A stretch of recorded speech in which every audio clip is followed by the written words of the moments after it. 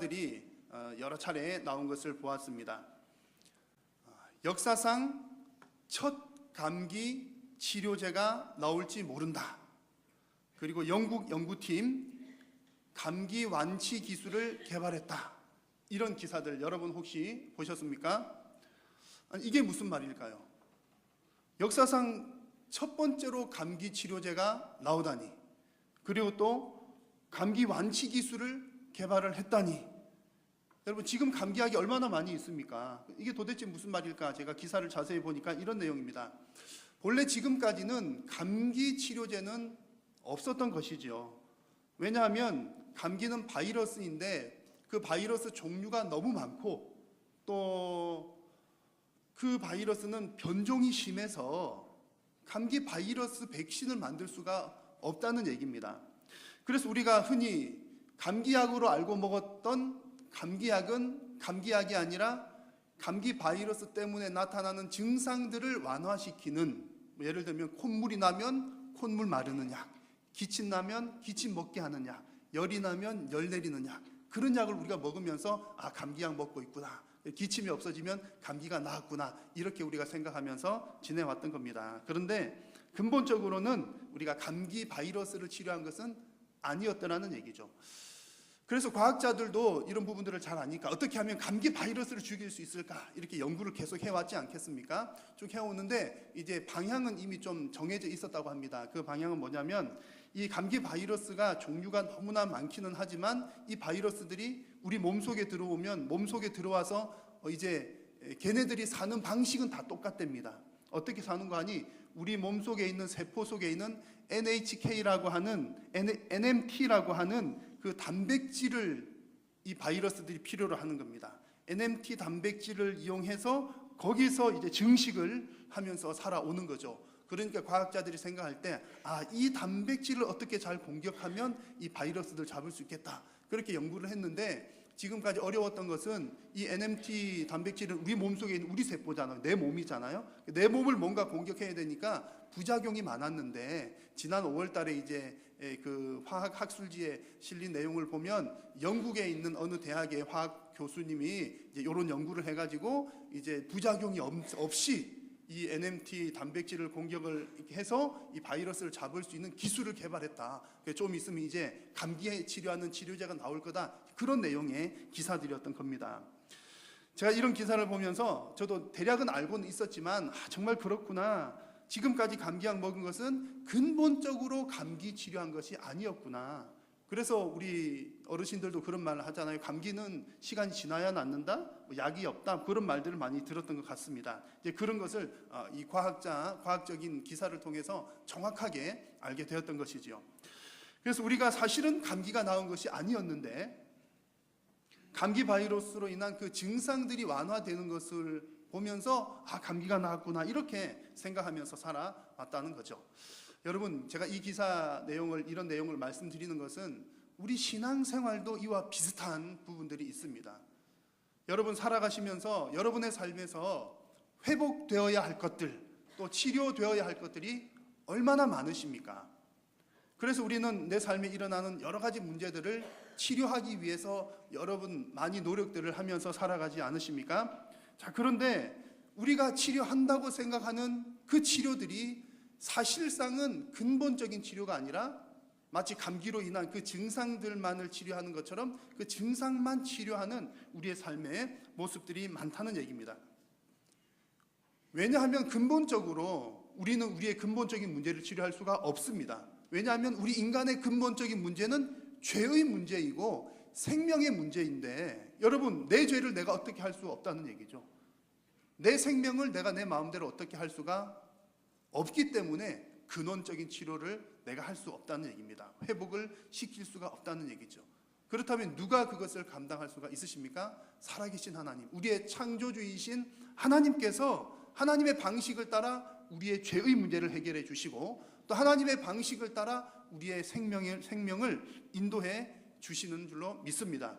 그리고 내 삶에, 우리 삶에 이어지는, 일어나는 모든 문제들의 근본적인 회복 역시 마찬가지로 하나님께서 주시는 방식이어야만 근본적인 회복이 일어나는 줄로 믿습니다. 자, 우리가 함께 나누고 있는 요한계시록 말씀은 로마의 핍박 가운데, 그리고 또한 유대인들의 핍박 가운데 있었던 초대교회 성도들을 위로하고 또 그들을 격려하면서 회복을 약속하는 말씀이 요한계시록 말씀입니다. 회복이라고 하는 말은 본래 상태대로 되돌이킨다는 뜻이고요, 원래의 상태를 되찾는 것을 의미합니다. 그래서 여러분, 우리가 진정한 회복이 되려면 본래 상태대로 돌아가야 그게 진짜 회복이라는 얘기죠. 그래서 오늘 말씀을 통해서 함께 나누고자 하는 것은, 오늘 하나님 말씀을 통해서 성도들의 본래 모습이 뭔가, 그것을 알아야 정말 이것이 회복되는 것이로구나 하는 것을 우리가 알 수가 있습니다. 그리고 회복의 완성이 무엇인가, 이런 부분들을 오늘 말씀을 통해서 깨닫는 시간 되시기를 바랍니다. 자, 여러분, 흔히들 어려움 당한 사람들을 위로하면서 사용하는 이런 말이 있습니다. 사방은 다 막혀 있을지라도 어디는 뚫려 있다, 하늘은 열려 있다, 하늘은 뚫려 있다, 그런 말들을 사용하죠. 그래서 정말 대책이 없는 사람들을 위로하면서 하는 말이, 너무 걱정하지 마, 그래도 하늘은 열려 있잖아, 이런 표현들 사실은 위로하려고 하는 말이죠. 그런데 여러분, 이 표현들이 우리 그리스도인들에게는 그냥 말로만 위로하는 것이 아닙니다. 하늘이 열려 있다는 이 사실은 우리 그리스도인들에게는 실제로 있는 일입니다. 살아있는 표현이라는 거죠. 자, 오늘 말씀 보니까 하나님께서 사도 요한을 부르셔서 내가 너에게 이제 장차 일어날 일을 보여주겠다라고 하시면서 이제 본격적으로 환상을 보여주시는데, 자, 그 환상의 첫 시작이 어떻습니까? 한번 말씀을 같이 한번 읽겠습니다. 시작. 이 일 후에 내가 보니 하늘에 열린 문이 있는데, 내가 들은 바 처음에 내게 말하던 나팔 소리 같은 그 음성이 이르되 이리로 올라오라. 이후에 마땅히 일어날 일들을 내가 내게 보이리라 하시더라. 아멘. 지금 하나님께서는 사도 요한에게 하늘에 열린 문을 보여주십니다. 하늘에 열린 문.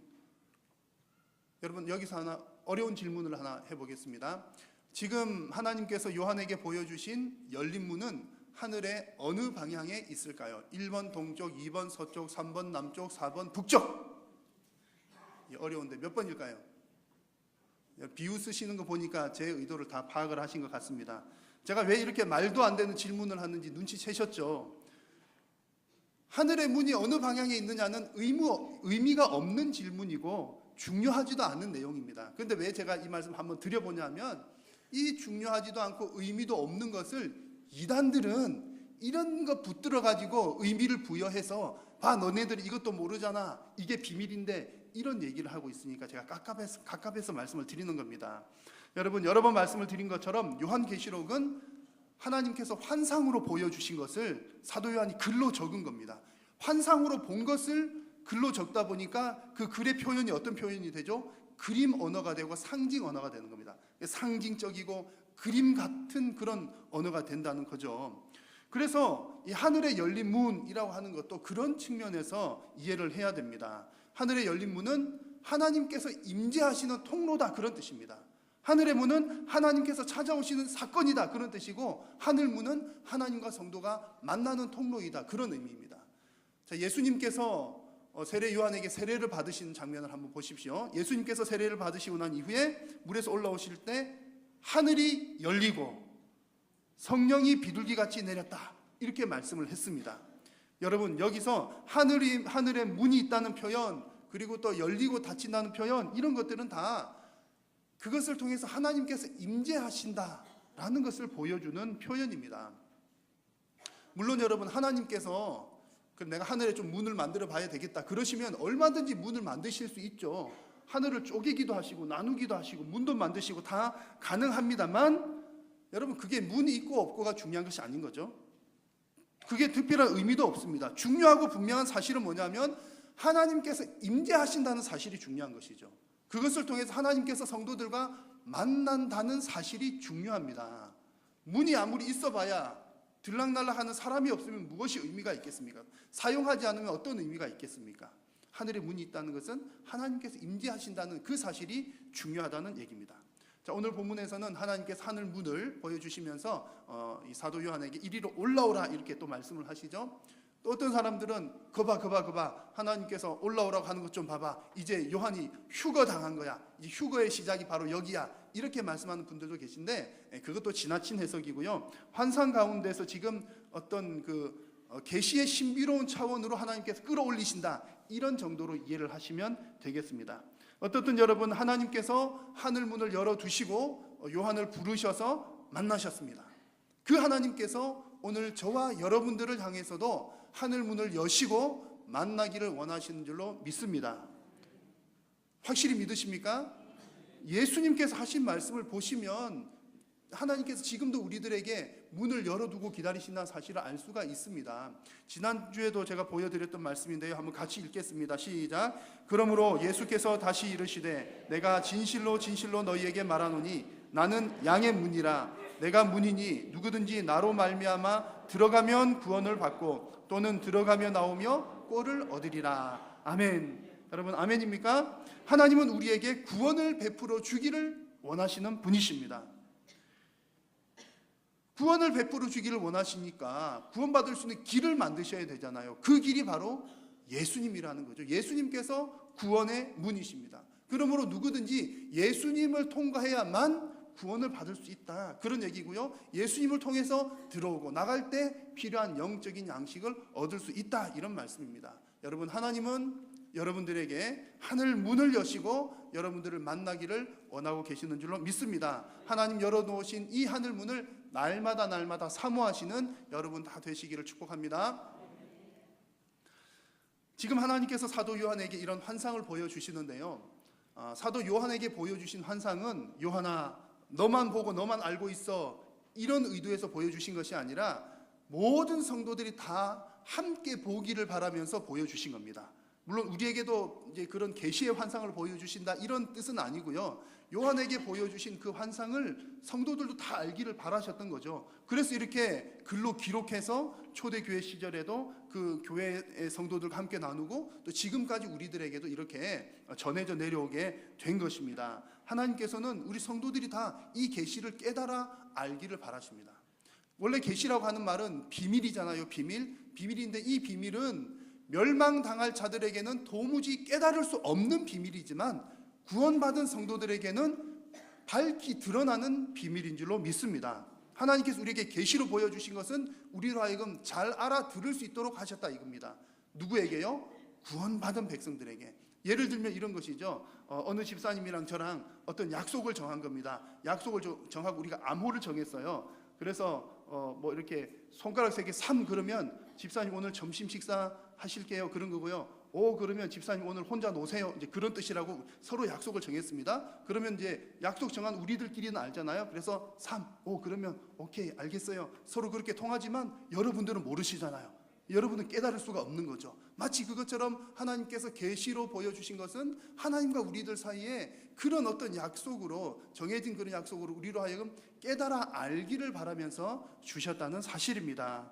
그래서 여러분, 하나님께서 요한에게 보여주신 이 환상들도 여러분 깨닫기를 원하신다는 사실을 믿으십시오. 아이고, 요한계시록 어려우니까 나는 영력이 약해서 나는 도무지 몰라, 그것 아니고 하나님께서 다 깨닫기를 바라고 계십니다.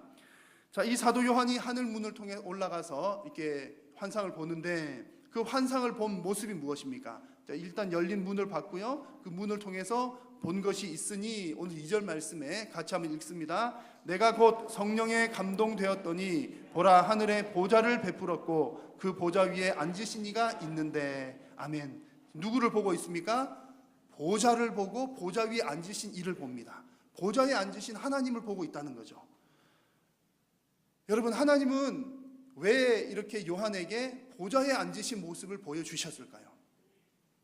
여러분들은 하나님을 이렇게 딱 대면을 한다면 어떤 모습의 하나님을 보고 싶으십니까? 저 개인적으로는 만약 제가 이제 하나님을 처음 이렇게 대면을 하여 본다면 보좌에 앉으신 모습보다는 좀 이렇게 뭐라고 할까요? 이제 좀 묵직한 큰 칼 같은 거 들고 계시고 무거운 아령 같은 거 들고 계셔가지고 이게 울룩불룩 이렇게 이게 운동하신 분들처럼 이제 그런 모습으로 만나면 제가 이제 저 입장에서 좀 듬직하거나 그런 이렇게 든든한 느낌이 들지 않을까, 저는 개인적으로 그렇게 생각합니다. 그런데 하나님은 왜 지금 이렇게 요한에게 환상으로 보여주실 때는 왜 보좌 위에 앉은 모습으로 보여주셨을까요? 무슨 뜻이 있겠죠. 의미가 있겠죠. 하나님이 그냥 피곤해서 가만히 앉아 계신데 갑자기 요한이 나타나가지고 하나님 저 왔습니다, 이런 것은 아니라는 얘기죠. 자, 이 보좌에 앉아 계신다는 이 사실이 사실은 대단히 중요한 의미를 담고 있습니다. 이것을 이해를 하려면 그 당시의 사회적인 배경을 잘 이해하는 것이 필요합니다. 이 요한 당시의 보좌, 그러면 그 보좌는 누가 앉는 자리냐 하면 로마 황제가 앉는 자리가 보좌인 겁니다. 그래서 그 로마 제국 시대 때에 보좌 그러면 황제가 앉아서 거기서 통치를 하고 심판을 하고 또 영광을 받는 자리가 보좌였던 거죠. 그래서 그냥 보좌 그러면 사람들이 다 그냥 그거 생각 그 얘기만 해도 짠 떠오르는 겁니다. 아, 통치하는 자리다, 심판하는 자리다, 영광스러운 자리다. 그런데 하나님께서 요한을 통해 보여주신 모습이 어떤 모습이라고요? 그 황제가 앉아 있을 만한 그런 자리에 누가 앉아 계십니까? 하나님께서 앉아 계신다, 그런 얘기입니다. 여러분, 이게 무슨 의미냐면 이 모습 자체만으로 해도 성도들에게 주는 분명한 메시지가 있다는 겁니다. 그 메시지는 다름이 아니라 로마 황제가 이 세상을 통치하고 심판하고 영광받는 사람이 아니라 살아계신 하나님께서 이 세상을 통치하신다, 살아계신 하나님께서 이 세상을 심판하신다, 살아계신 하나님께서 영광을 받으신다. 요한이 딱 봤을 때 그런 느낌을 받는 겁니다. 초대교회 성도들도 다 그런 느낌을 받기 위해서 보좌에 앉으신 모습을 보여주신 겁니다. 자, 3절 말씀을 보면 그 보좌에 앉으신 모습을 좀 더 자세하게 설명을 하는데요. 앉으신 이의 모양이 벽옥과 홍보석 같고 또 무지개가 있어 보좌에 둘렸는데 그 모양은 녹보석 같더라. 요한이 딱 봤는데 이제 하나님 모습을 설명을 해야 되는데 하나님을 설명할 수는 없잖아요. 그래서 이제 그 주변의 것들을 들어서 하는데 여러 가지 보석들의 이름을 대가면서 그렇게 짠 설명을 합니다. 자, 여기서도 또 우리 이단님들께서는 녹보석은 어쩌고 저쩌고 뭐 그런 설명을 주저리 잘 해요. 이런 보석들에게 의미가 있을까요? 없을까요? 없지는 않고요. 없지는 않지만 그래서 이제 이런 보석들, 그 성경에 나오는 보석들 그러면 또 뭐 제사장의 옷에 있었던 것도 의미를 뭐 찾기도 하고 그러기도 합니다만 중요할까요? 별로 안 중요할까요? 그다지 중요하지 않습니다. 중요한 것은 무엇인가 하니 요한이 하나님께서 보좌에 앉았을 딱 봤을 때 느꼈던 그 첫 느낌이 중요하다는 겁니다. 하나님의 어떤 모습입니까? 위엄 있는 모습, 영광스러운 모습, 그 느낌이 중요하다는 겁니다. 그래서 하나님은 정말 높으신 분이야, 영광스러운 분이야, 이런 것을 표현하려고 하다 보니까 무슨 보석 그렇게 의미한 거지, 보석 그것들에게 어떤 의미가 있는 것이 아니란 얘기입니다. 오히려 그 보석은 무슨 뜻이야, 이 보석은 뭐야, 그거 설명하다 보면 하나님의 그 영화로우심은 파묻혀버리고 말게 됩니다. 그래서 여러분, 중요한 것을 붙드는 것이 여러분 참 중요하다는 것 꼭 기억하시기를 바라고요. 지금 이 이미지가 초대교회 성도들한테도 똑같이 전달이 되는 거죠. 로마 황제 때문에 그렇게 고통당하고 있던 그 초대교회 성도님들이 그 영광스러운 보좌에 앉으신 우리 하나님, 그 얘기만 들어도, 그 묘사만 들어도 얼마가 위로가 되었겠습니까? 지금 우리가 황제 때문에 괴로워 죽겠는데, 아, 정말 그렇구나, 황제가 우리를 다스리는 게 아니라 실상은 살아계신 하나님이 우리를 다스리고 계시는구나. 사랑하는 여러분, 성도된 우리들에게 있어서 참된 위로는 보좌에 앉으신 하나님을 바라볼 때 오는 위로인 줄로 믿습니다. 누군가 나에게 와서 밥을 사주는 것도 위로가 되지요. 그리고 내 삶의 형편이 조금 더 나아지는 것도 위로가 됩니다. 우리 자식들이 착하게 잘 크는 것도 위로가 됩니다. 그러나 여러분, 우리가 받을 수 있는 근본적인 위로는 오직 보좌에 앉으신 그 영화로우신 하나님을 바라볼 때 얻는 위로인 줄로 믿습니다. 자, 오늘 말씀을 계속해서 보니까 이제 하나님께서 보좌에 앉아 계시고 그 주변에 24개의 보좌가 있습니다. 그리고 그 보좌에는 24장로들이 앉아 있고, 그리고 흰 옷을 입고 머리에는 금관을 쓰고 앉아 있습니다. 한번 4절 말씀을 보시면 그렇죠. 보좌에 둘려 24보좌들이 있고 24장로들이 흰 옷을 입고 머리에는 금관을 쓰고 있더라 그랬습니다. 자, 여러분, 이 말씀 보니까 24보좌에는 장로님들이 앉아 계신데, 오늘 두 번째 퀴즈입니다. 그렇다면 목사님 자리는 어디이고 집사님들, 권사님 자리는 어디일까요? 라고 제가 이렇게 질문을 해보면 24장로가 무엇을 뜻하는구나 대충 아시겠죠. 역시 여러분들은 눈치가 빠르십니다. 자, 이 말씀에서 24장로라고 하는 것은 신구약 성경에 나오는 구원받은 백성들 전체를 의미를 하는 겁니다. 그래서 구약의 대표 12지파, 또 신약의 신약 백성들을 대표하는 12사도 12 더하기 12, 그래서 24장로 이렇게 표현을 한 것이죠. 중요한 것은 뭐냐면 그들이 지금 앉아 있는데 어떤 상태로 앉아 있습니까? 흰옷을 입고 머리에 관을 쓰고 있다고 그랬어요. 흰옷은 예수님으로 인해서 예수님의 피로 정결하게 되었기 때문에 흰옷을 입고 있는 겁니다. 또 머리에 금관을 쓰고 있는 것은 예수님으로 인해서 승리를 했기 때문에, 죄로부터 승리를 했기 때문에 승리의 관을 쓰고 있는 것이죠. 여러분, 더 중요한 것은 뭐냐면 그 자리에 누가 앉아 있다고요? 24장로, 장로님들만 앉아 있다는 얘기가 아니라 구원받은 백성들의 자리가 바로 그곳이로구나. 여러분, 이 사실이 중요합니다. 여러분들이 장차 앉을 자리가 주님과 우리 하나님과 함께 보좌에 앉을 줄로 믿습니다. 여러분, 제가 서두에 회복이라는 말을 설명을 드렸는데요, 회복의 사전적인 의미는 본래의 상태로 되돌아가는 것, 원래 상태를 되돌이키는 것이라 했습니다. 자, 그렇다면 성도의 본래의 자리가 어디입니까? 성도의 본래의 자리가 바로 하나님과 함께하는 그 자리라는 겁니다. 여러분, 태초에 하나님께서 천지를 창조하시고 아담 하와 창조하셨을 때 아담과 하와는 누구와 함께 있었습니까? 하나님과 함께, 건일과 함께 있었습니다. 그런데 죄 때문에 지금 하나님과 멀어지게 되었던 것이지요. 여러분, 성도의 본래의 상태는 하나님과 함께 있는 상태입니다. 지금 하나님께서 요한을 통해서 보여주시는 환상이 바로 그런 내용이죠. 성도들의 본래의 자리가 보좌, 그 자리이다. 초대교회 성도들에게 당신들이 지금은 비록 환난을 당하고 있고 복잡한 세상 가운데 있고 여러 가지 어려움 가운데 있고 지금 정말 그런 자리 가운데 있지만 장차 하나님께서 회복시키실 성도들의 모습은 하나님과 함께 보좌에 앉아 있는 것이다. 그것을 지금 요한을 통해서 말씀하고 계십니다. 여러분, 어떤 사람들이 이 자리에 앉아 있습니까? 예수님으로 인해서 정결케 된 자들, 예수님으로 인해서 죄로부터 승리한 자들이 바로 이 자리에 함께 앉는다는 얘기입니다. 여러분, 오늘 예배하는 여러분 모두가 다 한 분도 빠짐없이 이 영광스러운 보좌에 앉게 되시기를 주님의 이름으로 축원합니다. 자, 오늘 말씀의 결론 부분입니다. 가장 중요한 말씀인데요. 자, 하나님의 보좌 주변에는 24보좌, 24장로들이 있을 뿐만 아니라 또 가만히 보니까 보좌 가운데와 또 보좌 주변에 네 생물이 있다 그랬습니다. 네 생물. 여기서 말하는 네 생물은 이 세상에 있는 모든 피조물들의 대표다, 이렇게 표현을 해도 되겠고요. 그래서 모든 피조물들이다, 이렇게 이해를 하셔도 되겠고, 또 혹은 하나님 가까이서 섬기는 특별한 동물들이다, 이렇게 어떻게 이해를 하셔도 별 상관이 없습니다. 왜냐하면 더 중요한 것은 이 보좌 주변에 있는 이 네 생물들과 또 24장로들이 무엇을 하고 있느냐가 중요하기 때문에 그렇습니다. 자, 무엇을 하고 있느냐 하면 8절에서 10절 말씀을 제가 좀 줄여서 기록을 했습니다. 제가 읽어드리겠습니다. 내 생물은 밤낮 쉬지 않고 이르기를 거룩하다 거룩하다 거룩하다 주 하나님 곧 전능하신 이여, 이렇게 영광을 올려드리고 있고요. 영광과 존귀와 감사를 돌릴 때에 24장로들이 엎드려 경배하고 자기의 관을 보좌 앞에 드리며. 지금 내 생물들이 하고 있는 게 무슨 일입니까? 밤낮 쉬지 않고 전능하신 하나님을 찬양합니다. 그리고 함께 있는 24장로들도 엎드려서 하나님을 경배합니다. 특별히 24장로들이 경배할 때는 어떻게 했다고요? 머리에 있는 관을 벗어서 보좌 위에 올려드립니다. 이거 어떤 의미냐면 이제 고대 시대에 있어서 나라와 나라가 전쟁을 할 때 왕들이 왕관을 쓰잖아요. 그러면 이긴 쪽 나라 왕한테 진 쪽 나라 왕이 이제 관을 전해 주어야 하는 겁니다.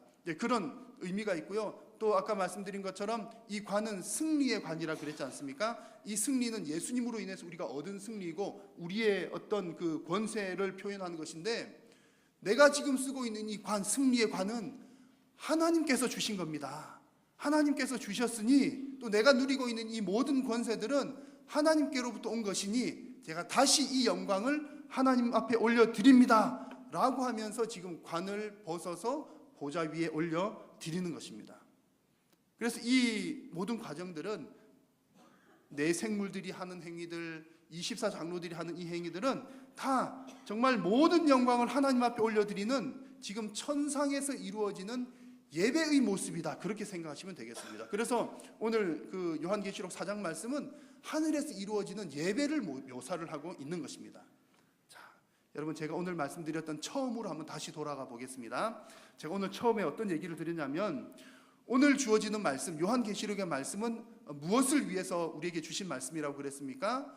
고통당하고 있는 성도들을 위로하고 격려하고 그들에게 회복을 약속해 주시기 위해서 주신 말씀이라 그랬습니다.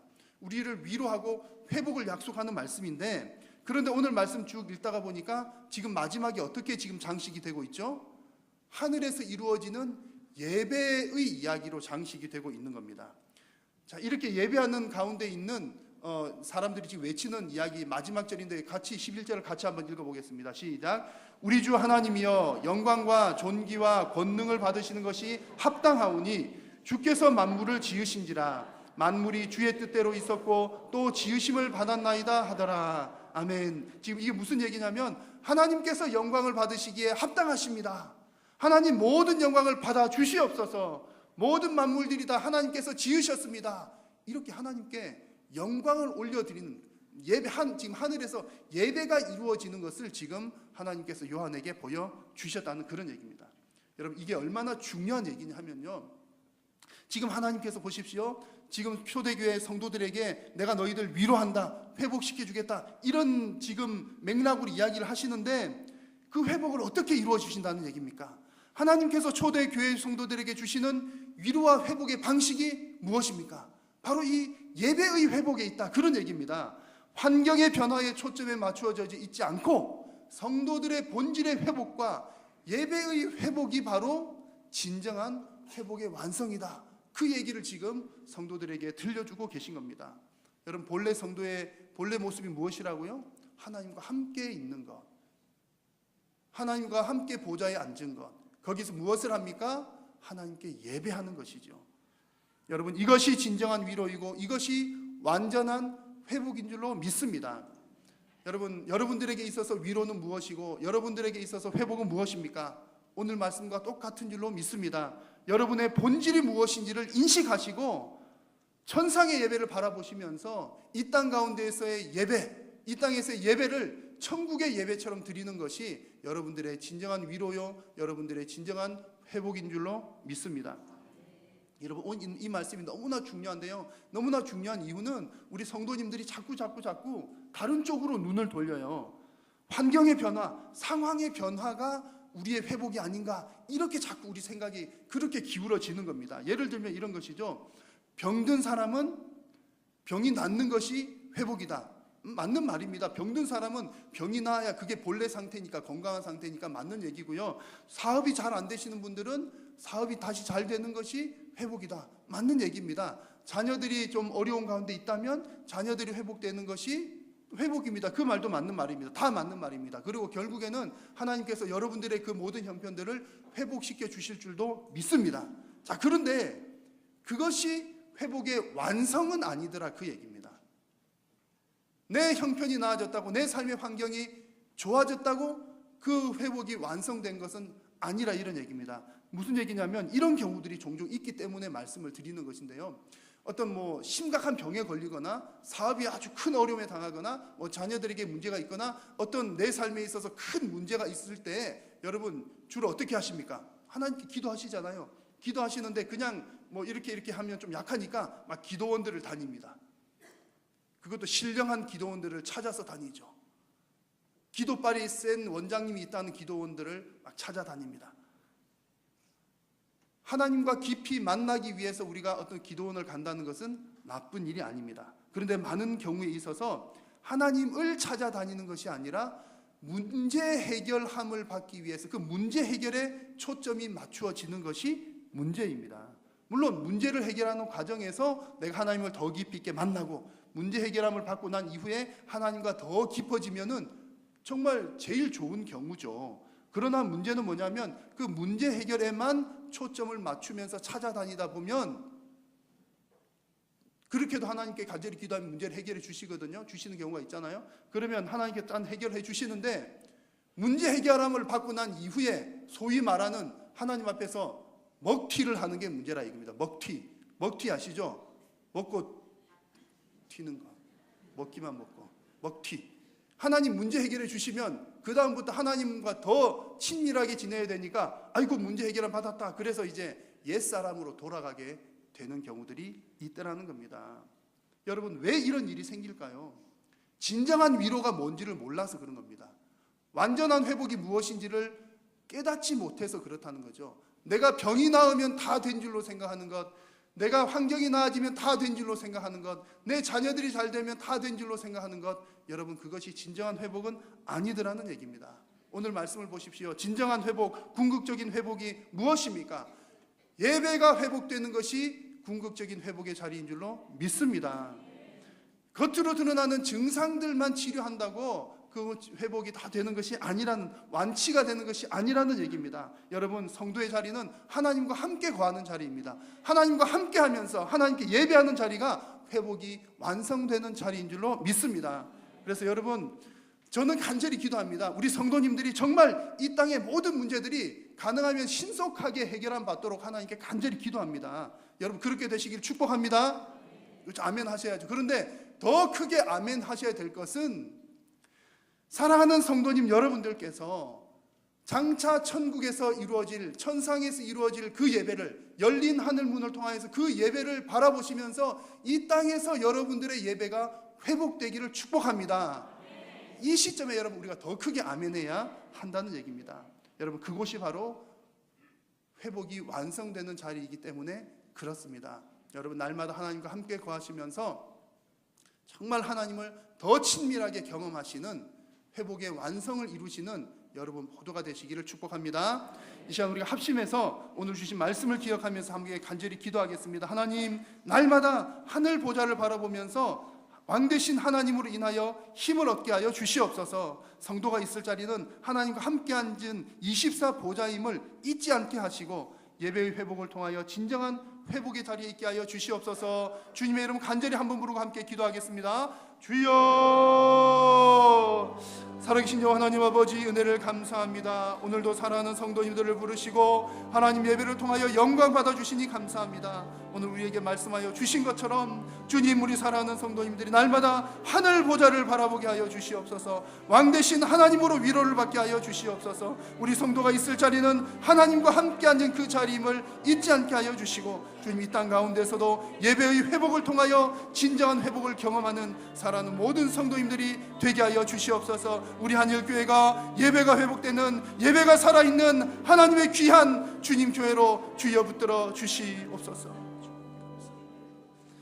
살아계신 우리 하나님께서 우리 한일교회 가운데 성도님들의 삶 가운데 예배를 회복시켜 주실 줄로 믿사옵고 예수님의 이름으로